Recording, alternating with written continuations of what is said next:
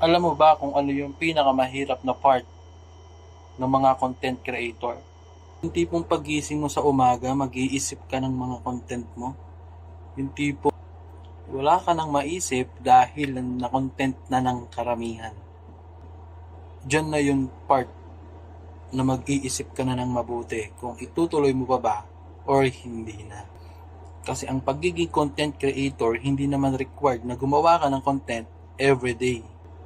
Pero, kailangan mong gumawa ng content araw-araw. Kasi ang pagiging content creator para kang nagninegosyo. Kailangan mong magbukas araw-araw. Pag hindi ka nagbukas ng isang beses, lahat na mga followers mo or taga-subaybay mo, mawawala ka sa timeline nila. Isang beses pa lang yun, paano pag isang linggo na? Danas ko po yan mga lods. So, kaya keep grinding lang tayo.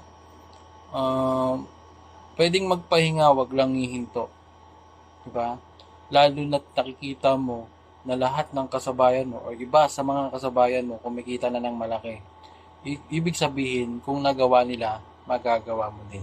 Parehas lang tayo nasa Facebook world. Kung kaya niya, kaya mo, kaya nating lahat. Follow for more.